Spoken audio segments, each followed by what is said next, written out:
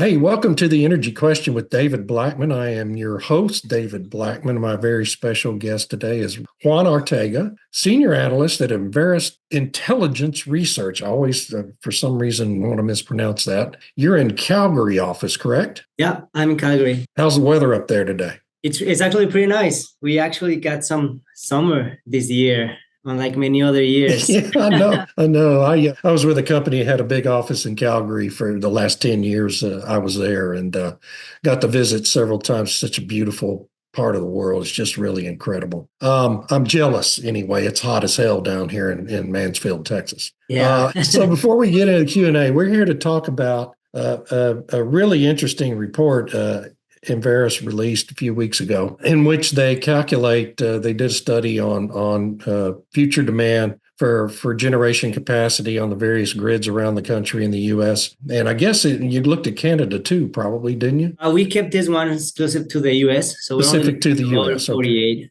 right now. Yeah, and so I mean, and we'll go through it in detail, but essentially the report finds that all these fright stories that we've been seeing from the various regional grid managers, including Ercot in Texas, are kind of overstating, and in fact, pretty significantly overstating what future load demands are going to be from AI and data centers. And before we go into that, Juan, though, talk about your background, how you came to be at Enverus, and your specific work assignments within the company. Yeah, totally. Well, first, thank you for having me, David. This is great being able to chat with you. Always enjoyed talking to folks with Enverus. Yeah. Great, thank you. So a little bit of background on my end. I'm an industrial engineer, and then I moved to Calgary in 2015, originally from Mexico. That's why the accent. To do a PhD here, mainly focused on the optimal integration of storage assets into power markets.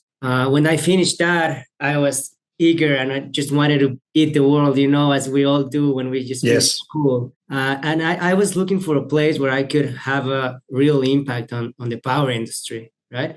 And that's how I came across Enverus. I figured that being able to help capital allocators to make better informed decisions was a good way, if not one of the best ways of having an influence on how the power markets or how the power industry evolves in the future, right?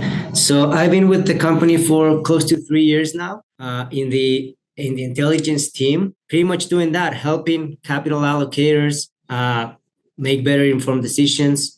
We use, in the research side of things, we use Enverus platforms and databases to pretty much provide actionable insights to capital allocators, right? More specifically, I'm in the power markets team. That's what I did my PhD on, and I've been in that role, like looking at power markets, designs, dynamics, and all that for close to 10 years now.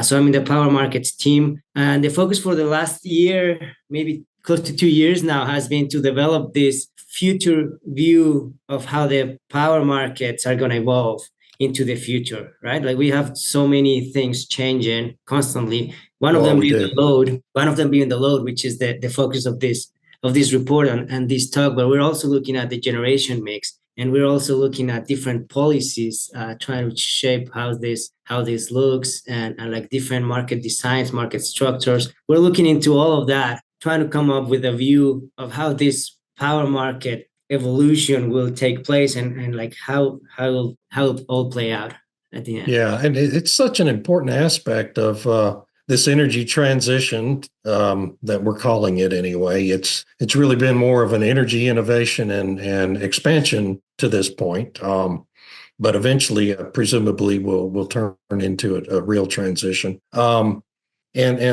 power load is such a critical issue that has to be addressed. I mean, we've already been experiencing quite a lot of instability on the Texas grid, and the Northeast grid has seen a lot of displacements as well. And so when I saw this report, I thought, man, it was so timely because it came out just a few weeks after Ercot CEO Pablo Vegas had offered some testimony before a legislative committee, one of the interim committees studying all this, in which he said that their new estimate for load demand through 2030 on the Texas grid which is currently at like 85 gigawatts, is going to grow in just 6 years to 150, largely attributable to to AI technology and all the data centers that are being built all over the state and really all over the country. Well, you guys came up with a different view on that, right, in your analysis? Yeah, definitely. Yeah, so our forecast is different from any other forecasts in the market. Yeah. We're trying to be really transparent and clearly identifying what are those future load drivers, right? So we've seen flat load demand for the last decade or so, and now we start to see like a changing point, right? So what we try to do is try to see what it is that it's making this change, what it is that is changing the trend from the past 10 years. So we identified 6 to 8 different load drivers for the different zones, and we've been putting out models and reports with all the assumptions on how each one of these drivers is going to affect the load demand in the future, right? Like these drivers are like EV adoption. Behind the meter solar, it's also a big one that affects load in a great way. Data centers, of course, and we just bucketed a bunch of things into like large industrial loads, right? Like this, like I don't know, like green hydrogen generation or carbon capture and storage, stuff like that. So we identified each one of these drivers. We created models. And where we are different from anyone else in the industry is that we're being super transparent about it. We're putting out the reports with all the assumptions and all the models that we're running for each one of these drivers, and we're publishing it out so we can get some feedback from different personas in the industry. Yeah. Right? So we're talking to bankers, we're talking to developers, IPPs, some utilities.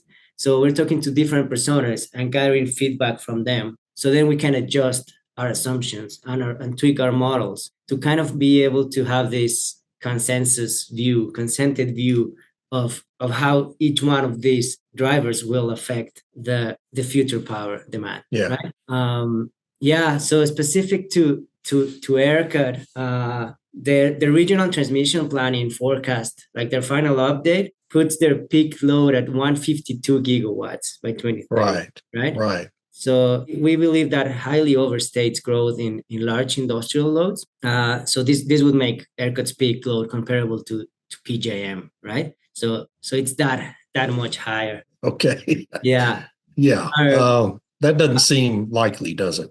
It doesn't seem likely at all. No. Our view, after looking at all these load drivers and taking feedback from the industry and all this, our view is that Ercot peak load will grow to 93 gigawatts by 2030, right? So there's quite a big difference from that 152. And yeah, this is based on that differentiated forecast that we're putting out, right? Right.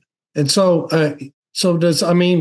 93, that's just hardly any growth at all from current, right?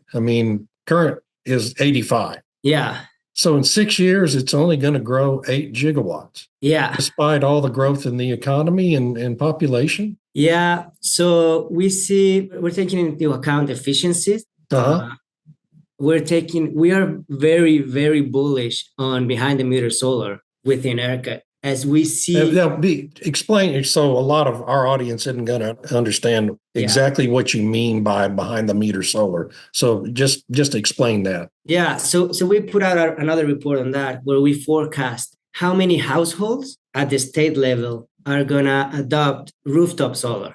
Right. Okay. So on my own generation, right? If I own my house and I'm sick of being without power during prolonged periods of time, and then I see an opportunity to save some money by installing my solar panels on my roof and like just self-supply my own power, I would do that, right?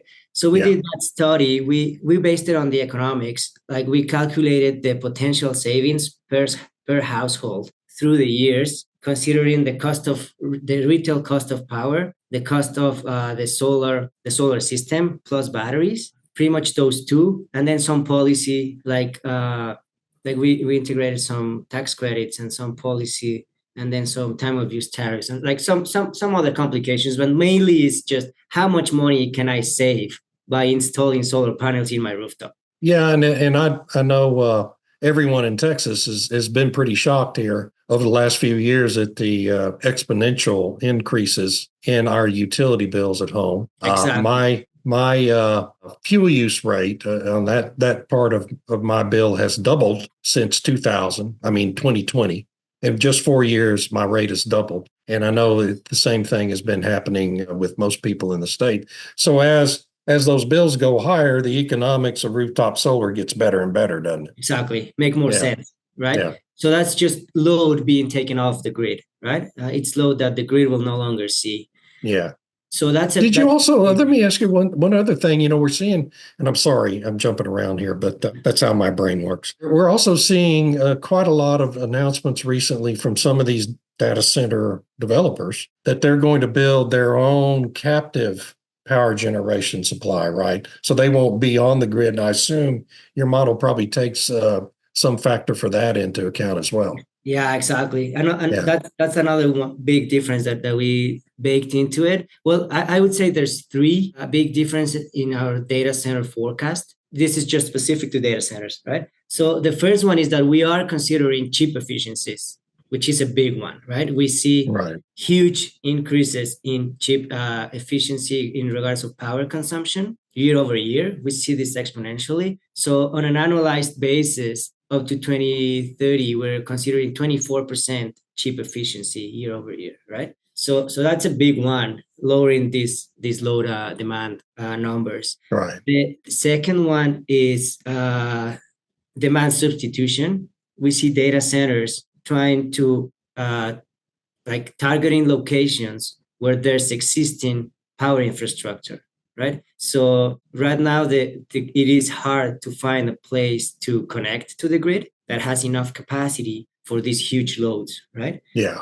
So they're targeting large industrial load places or points of interconnection where they can set up their shop and replace that load, right? So a lot of this load wouldn't be new load, it would be just replacing existing load from like old manufacturing facilities or like, I don't know, like large commercial buildings that are not equal anymore or something like that. They're trying to find those locations where the infrastructure is already there. So this is just raises all sorts of intriguing questions. At the same time, virtually the same time, Mr. Vegas was testifying to the legislature, we had this announcement from the PUC here in Texas that the response to the Texas Energy Fund, this $5 billion fund to provide low interest loan guarantees for development of new natural gas capacity, was just overwhelming. You had something like 250 applications for subsidy under that plan, which would require it to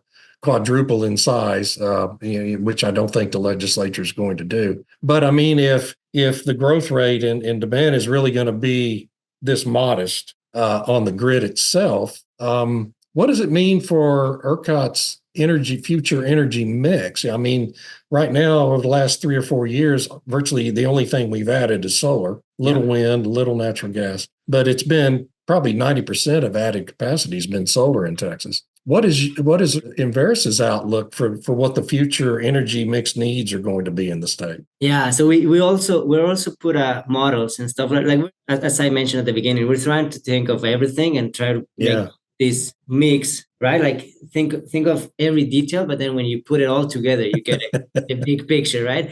So this is a big model of models, right? We're building small models to make this big model. Yeah,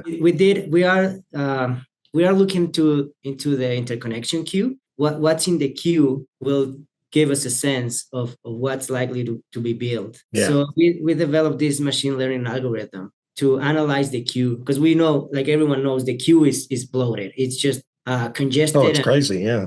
70%, 70 to 80% of those projects will never become operational, right? Right. So it's really hard to tell which projects are actually serious and then which projects are just they're speculative projects. Someone's trying to sell them or something, and if that doesn't happen, they're just going to sit there forever, right? So we developed this machine learning algorithm to be able to identify which projects have higher probabilities of actually becoming operational. And we're looking at a bunch of things, like from size and like type of like fuel, like solar, wind, or gas, or batteries. But we're also looking at like the point of interconnection capacity, like at that substation, what's the remaining capacity to connect more projects.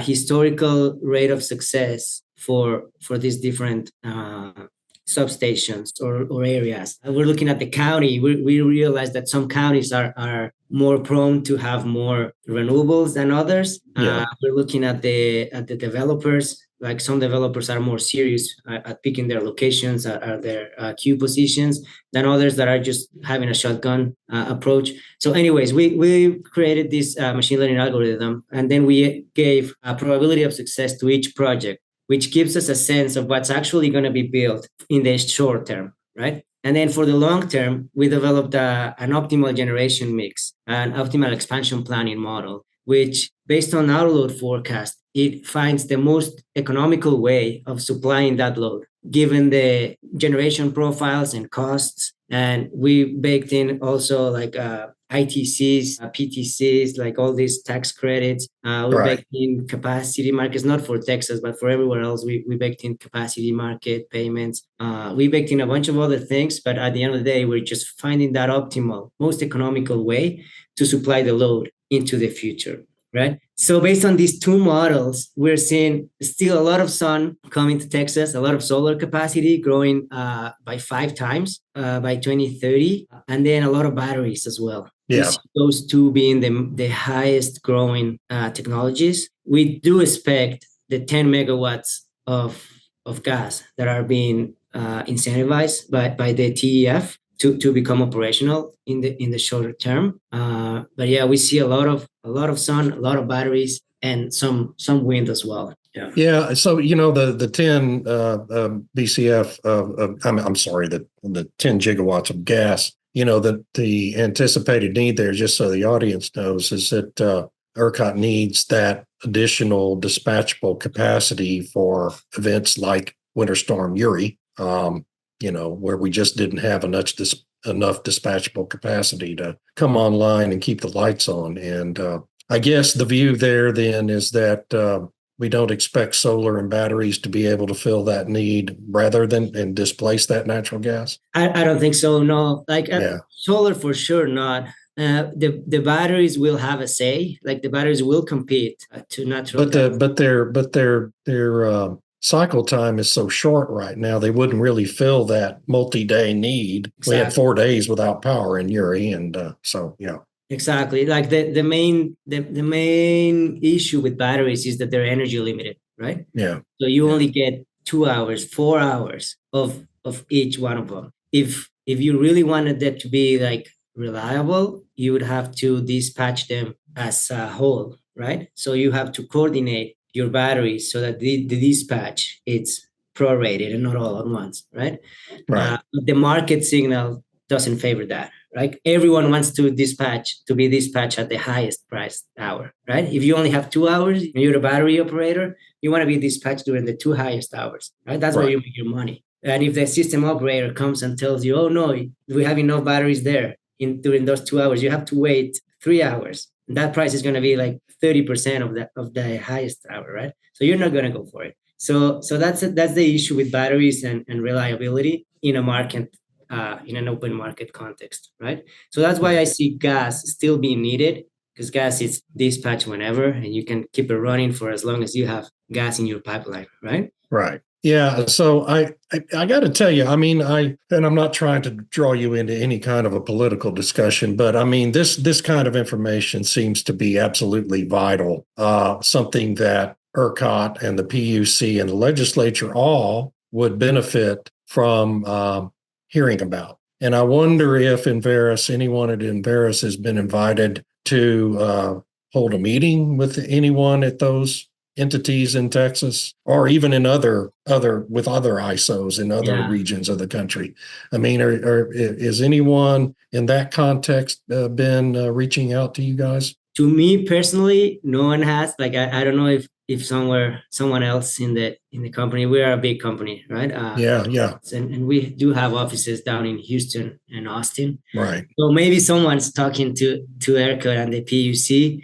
I personally haven't had the chance. Yeah. No, I think it's important. I have some contacts in the Texas government, and would offer to help arrange things. Yeah, totally. You I might would run it love up the to talk to flagpole them. there Yeah. because I want to say that I'm pretty sure they know those numbers, they got to, right? right? Like they're not like they're in the industry. They know what they're saying.